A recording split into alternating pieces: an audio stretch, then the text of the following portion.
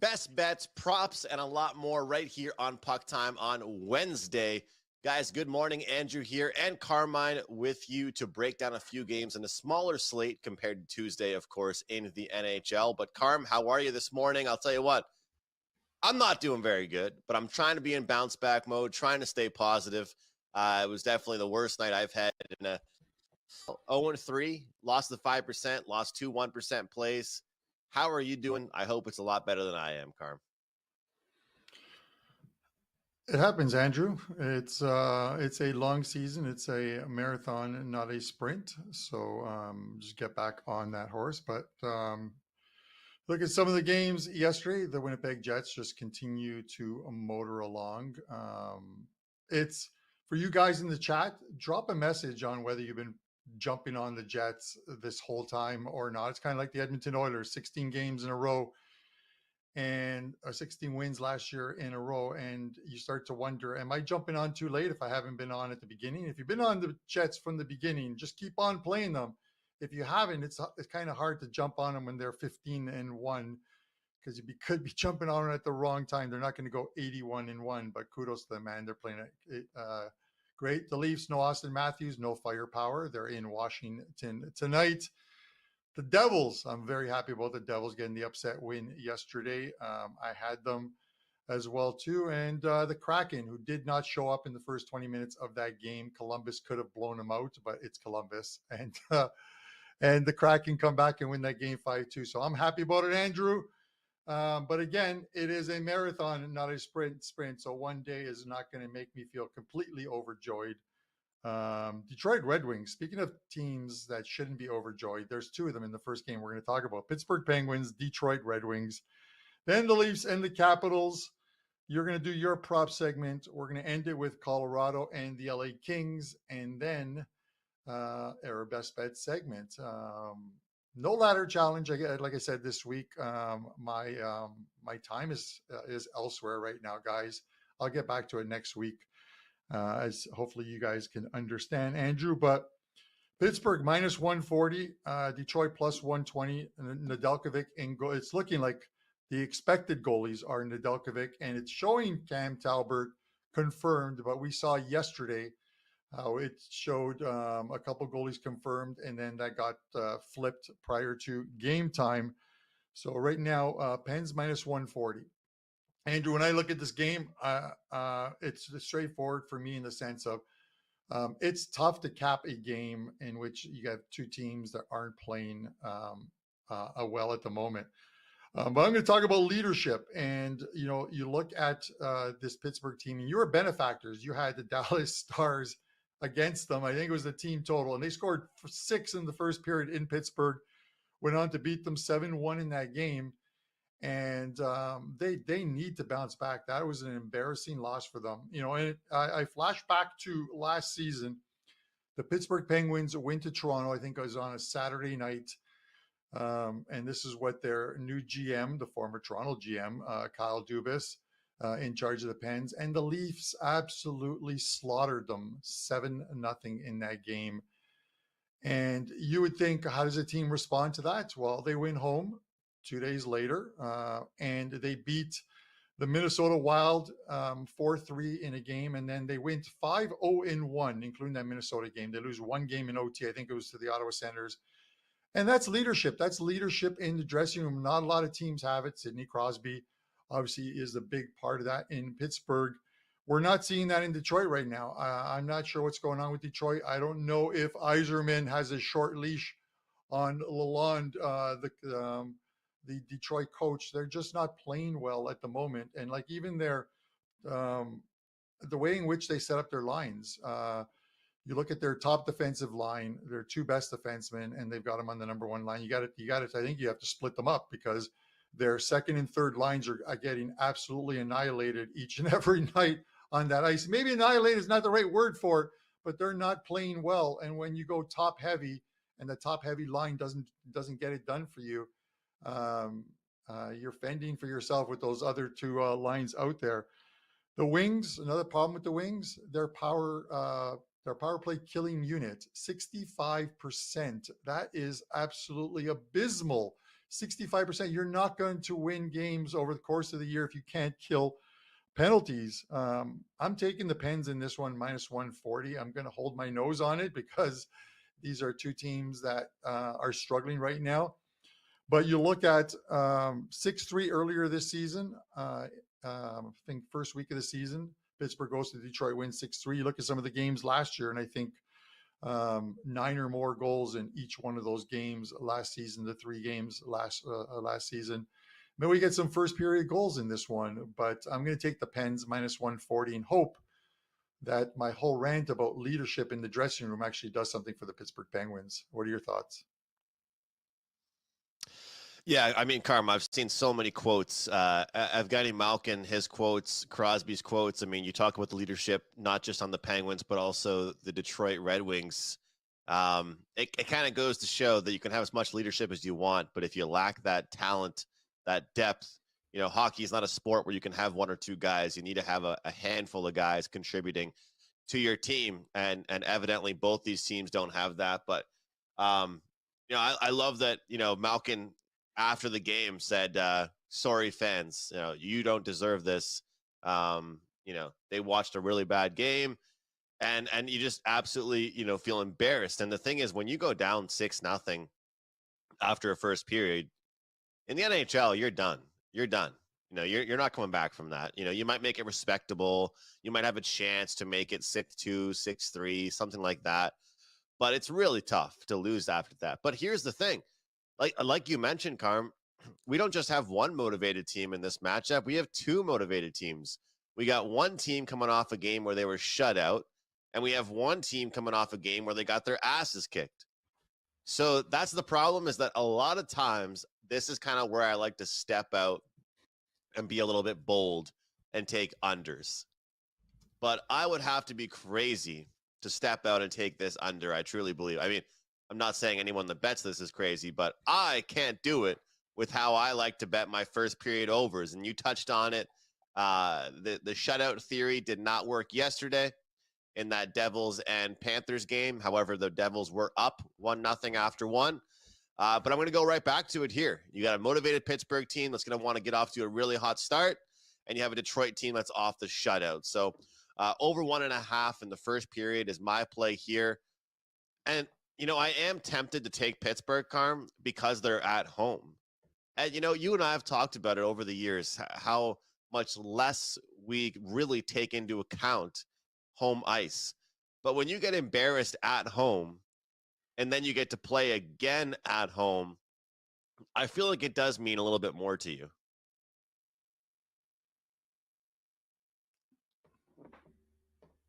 I think, yeah, okay. I wasn't sure if you froze or not. I'm like, blink, dude, blink. No, listen, I get it, Andrew. Again, we got a couple teams. I was at the Detroit game on Friday against the Leafs, and the Leafs absolutely, like I said, they smothered them in that game. They couldn't get anything going. So it looked like Detroit's passes were off. It looked like Detroit was playing an undisciplined game, but the Leafs forced them to play that type of game. And I think it's one of those things, because the Leafs were playing a game in which Austin Matthews was not part of. He's injured. He didn't play on Saturday either, and he wasn't in the lineup yesterday, and he won't be in the lineup tonight. And we're going to discuss that one shortly. But at some point, I don't think these teams possess the ability to play a strong defensive game. And if you look at the two teams over the course of like maybe the last 10 games, if there was one team that's showed some semblance of defense, it has been the Detroit Red Wings. But by playing better D, it is hurting their offense. They're scoring, I think, a goal less per game over what they were doing last season. So you sacrifice something when you try and do something completely different. The best thing that could happen to these two teams tonight is a pond hockey game in which they score some goals, and maybe it gets decided in OT and they pick up a point each, and they get that scoring going in a bit of confidence.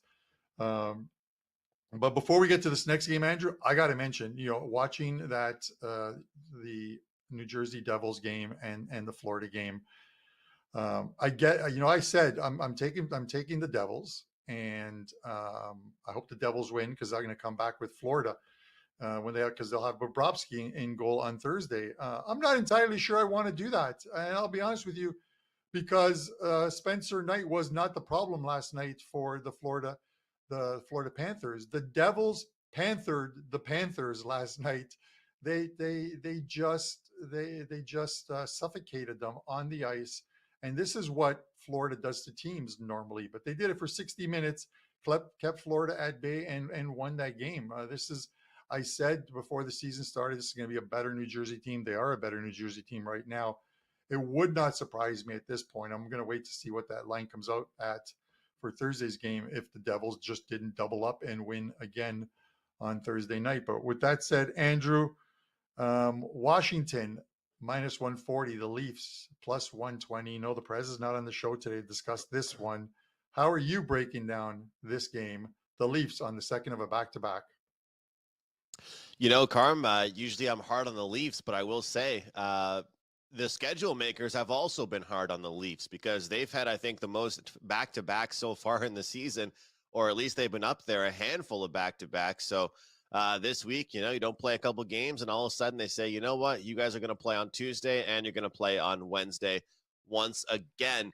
If memory serves me correctly, though, this Leafs team is actually a relatively good back-to-back team. And, I think a really good point about these back-to-backs is what we saw yesterday in the Calgary-Vancouver game.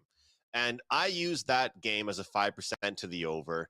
And shame on me because it should have just been a 5% on Vancouver in some way, shape, or form. Because Calgary came in satisfied after they beat the LA Kings. And I am getting somewhere with this. Toronto on a second half of a back-to-back, but they did not play well.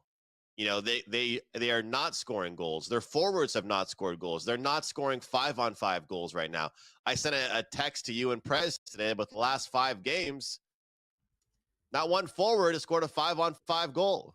These forwards aren't performing well. This is a team that needs to wake up. The only difference between this year and last year, as far as the flat spots are concerned, you got a coach that's actually screaming at them on the bench. But I think this is a spot where the Maple Leafs will step up. But here's the issue. I have not liked going ahead and getting in front of this Capitals team. Getting in front of the Capitals right now, it's the same thing almost to me as getting in front of the Winnipeg Jets. Because whenever I get in front of the Capitals, I ask myself, why am I getting in front of a hot team? Why am I getting in front of a team with overachieving? And if you get in front of the Winnipeg Jets, well, they have one loss on the season. Are you going to try and predict when the next one is? I tried to last night. It didn't work out very well. So where am I going with this, Carm? I'm going to take the full game over in this one. And I know the evidence hasn't been there for Toronto, but I think they're one of those teams where mentally, even though they have so much skill, they need that wake-up call. They need that little, that little wake up, and I think that the loss against an Ontario opponent, provincial opponent, an up-and-coming team like Ottawa playing much better this year should wake those guys up. And I think some guys are getting called out, like Domi. Robertson has definitely not been a fan favorite this year down there in the depth chart, and he's got to get it going. And, of course, you got Ovechkin coming into town.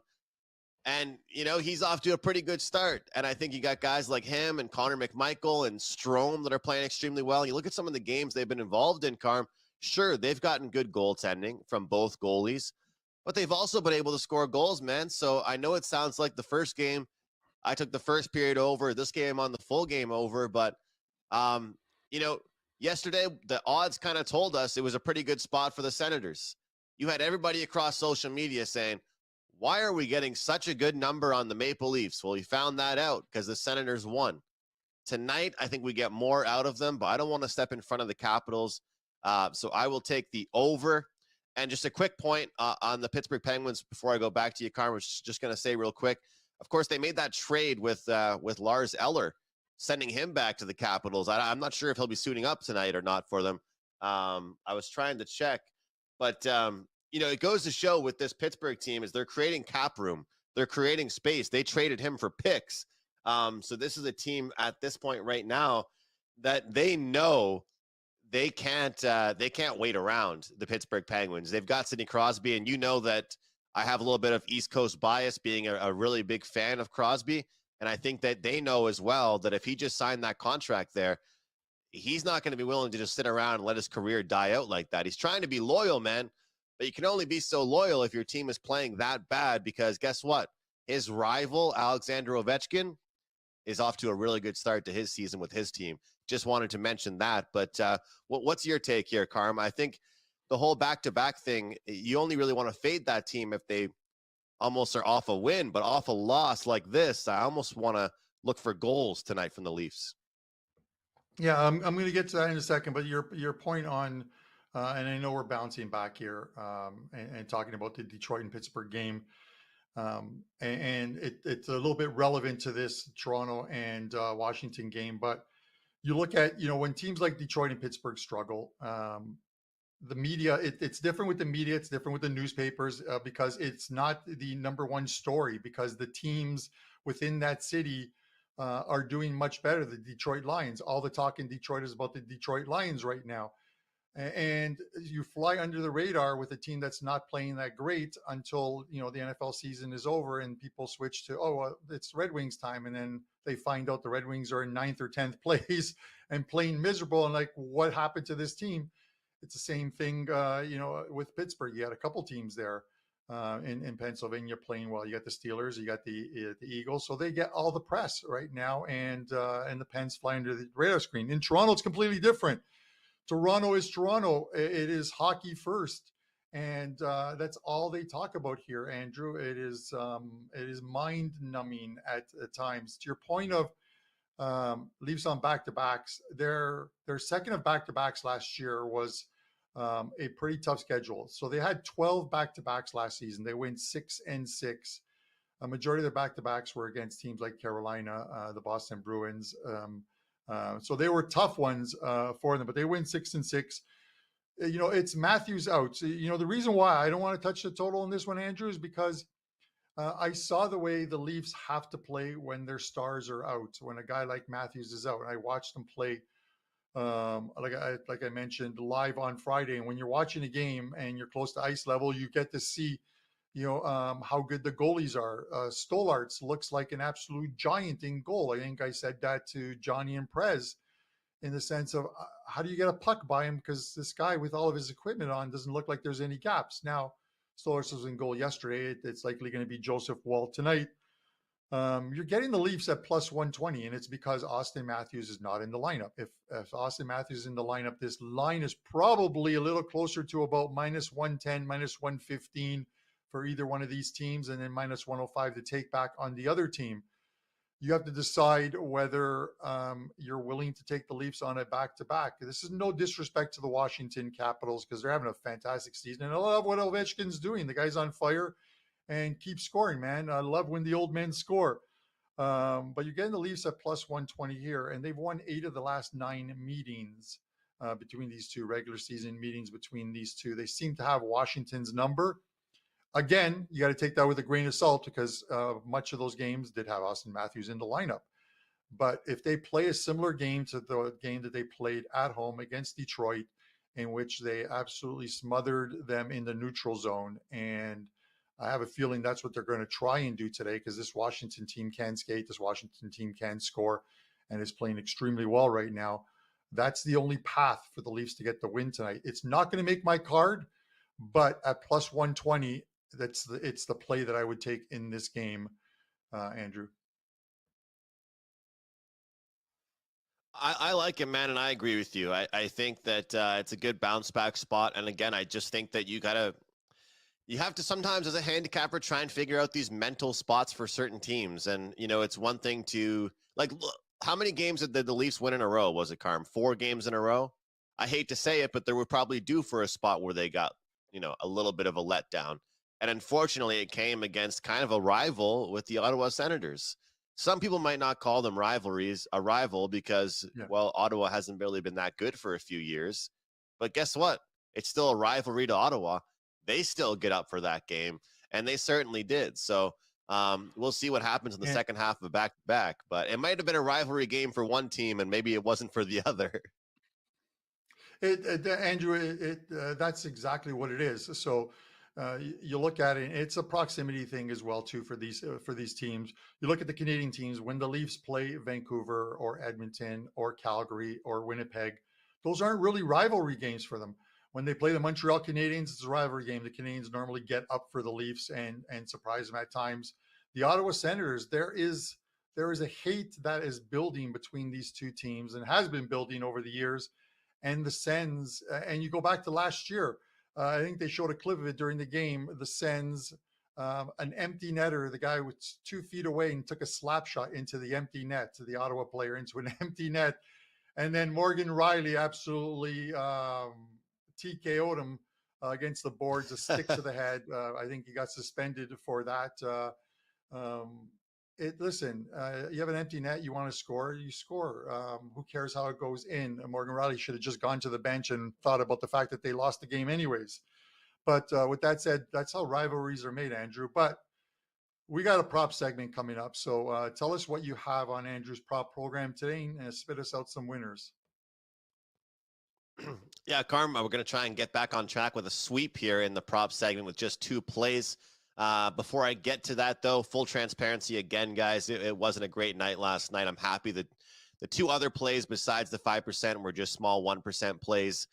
We did go 0-3, and I'm in bounce back mode. I'm ready to go. I do like a lot of plays tonight on the NHL slate. So if you did not join me yesterday, you did not join me on Monday with this deal, NHL 150, there's still time to do so.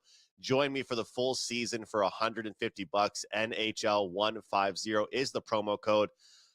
But Carm, I'm going to go to 2 simple props, 2 props from not really overthinking it. And the first one's going to be Sidney Crosby to record an assist. Number 1, he actually has an assist in 5 straight matchups versus the Red Wings. And I do like this type of handicapping when you look at player props, because naturally some players just seem to do better in certain matchups. They seem to do better against certain teams. And I think he does well against this Red Wings team. And of course, they don't really need him to be the goal scorer all the time, or they probably don't want him to have to be that guy. But he's the distributor. He's the playmaker. He needs to make other people around him better. And I think he will do that. They got absolutely killed, crushed, destroyed, whatever word you want to use to hype up how bad it was for their loss against the Dallas Stars. I believe they will get back on track. And if they do, Sidney Crosby certainly gets some points, will certainly get an assist. The price is minus 140, but guys, I think it is more than worth it with this player prop. All right, the next one. Carm, I feel like I've mentioned this guy like way too many times. But if he keeps making us money, then why would I not keep going to him? Because that's kind of how it works here. We're going to go with Connor McMichael from the Washington Capitals, over 2.5 shots on goal, plus 120. I always say on the show that certain guys are underrated. Certain teams are underrated. This guy's got to be at the top of my list right now. He had a hell of an AHL career. He worked his way up the lineup with the Washington Capitals. 5 of his last 7 games, he's gone over 2.5 shots on goal. And 4 of his last 5 home games, he's gone over 2.5 shots on goal. Connor McMichael, he made us money last year en route to the playoff appearance the Washington Capitals had, although it was a short playoff appearance. I believe he'll get at least 3 shots on goal tonight. Just 2 player props. Let's get the sweep. And guys, don't forget about that promo code NHL150. Carm, you have a great deal going right now as well. Football and NHL. And you've had a ton of success with NFL over the years. And you've certainly heated up in the NHL. What's that promo you have going? Yeah, I'm going to get to that promo in a second, Andrew, because and Dan Alexander, our producer, absolutely hates when I go completely off the rails on something different. But this is the old man just talking out loud. So I got to tell you, this makes absolutely no sense to me, Andrew. I go yesterday just to pick up a few things at the drugstore, and there's like no one there to help you. So I grab my items. You go to the machine. It says, please scan your card. Scan my card. Please scan your items. Scan my items. Please bag your items. I bag my items. Please use the pay pad to pay. I use the pay pad to pay. It says, tell us how we did today. Like, you guys didn't do anything. I did it all. Like, why are you asking me how you guys did this stupid machine when it did nothing? I did everything. The only thing I didn't do was open and close the store and turn off the security alarm before it. Absolutely no sense. And then asks you for a donation as well, too, which I never get. But speaking, getting back on track before Dan puts that Grandpa Simpson meme up on the screen. Yeah, you can get the rest of the NHL season, including the playoffs. It's been reduced by an additional $150. And we're going to toss in 30 days of NFL, going back to the beginning of the 2022 season, which is 2 seasons ago. So we're 2.5 seasons in the last 2.5 seasons, number 1 overall at WagerTalk in NFL as well too. 2-0 late night last night for us. We pick up a little over 6 units with the New Jersey Devils and the customer appreciation play in the Seattle Kraken in regulation time. So hopefully we can continue that good run. No coupon needed. You'll find it on my page. Just have to click on it, and let's have a great second half of the season. I think we're at 28 or 29 units for November already. So we're on a good run in November. Andrew, let's get to our best bet segment. I'll toss it to you first. What do you like tonight, and what do you have up at WagerTalk? Wait, what about the Kings and Avalanche? What about the Kings and Avalanche? Carm's got plans. Because I told you I went off on a tangent. So yes, oh my goodness, I forget about it? Was the Abe Simpson. It's named after our producer, Abe the LA Kings. Yeah, it's just apparently the meds I picked up at the pharmacy were the wrong ones. Colorado Avalanche -140, the LA Kings +120. Total sits at 6, shaded 20 cents to the over. Andrew, looks like it's Georgiev and former Colorado goalie Kumper. What do you like here? You know, Carm, this Avalanche team has been a little bit tricky for me this season. I'll be honest, and you know, I know that we got to have a play for each game. I know we got to look at things and try and figure out the best way to make money in these games we're discussing. But when I look at this Avalanche team, they've dealt with injury problems. Then they've gotten guys back, and they have McKinnon absolutely carrying the load. You had Makar that got off to a slow start, and then he certainly picked things up. And you look at the LA Kings. For me, they're a team that I think is a little bit flying under the radar, but they are off that loss against the Calgary Flames. Not just a loss, but a loss where it was a very low event game. You know, 1 goal for them. Trevor Moore, kind of a solo effort. Wasn't really much there out of him. I think they bounce back. You know, you have the Avalanche that are off that overtime victory on Monday.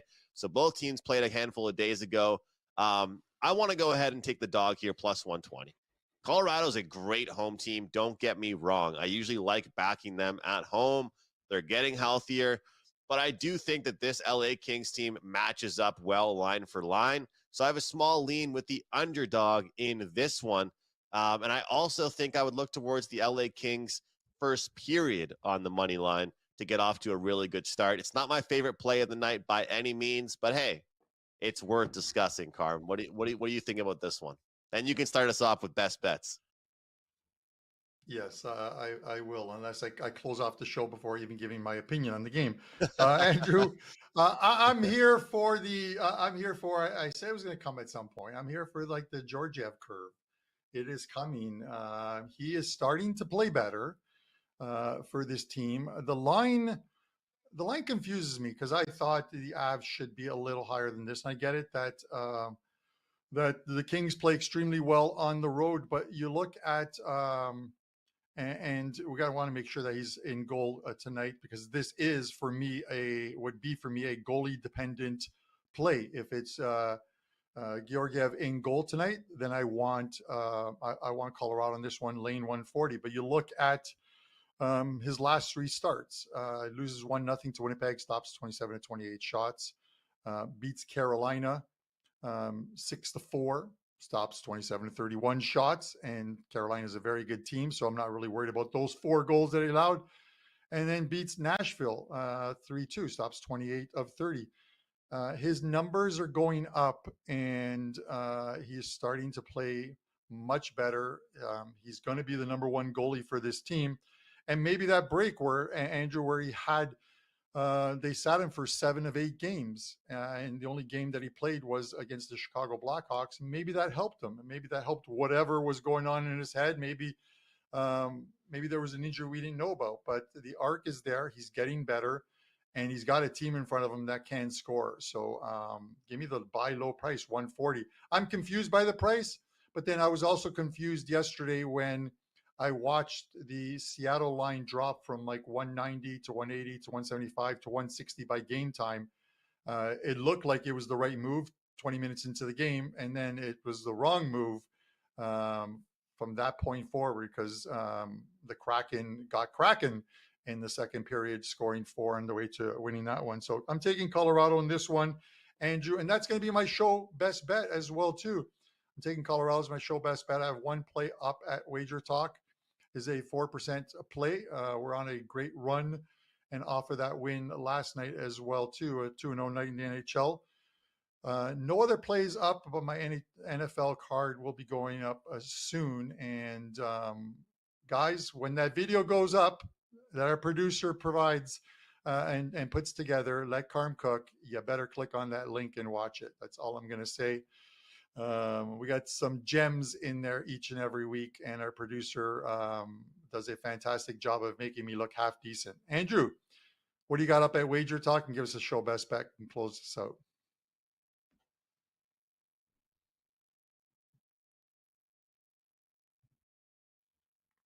Oh, I was saying such sentimental stuff too. Jeez, that's too bad. It was really nice compliments towards Carm.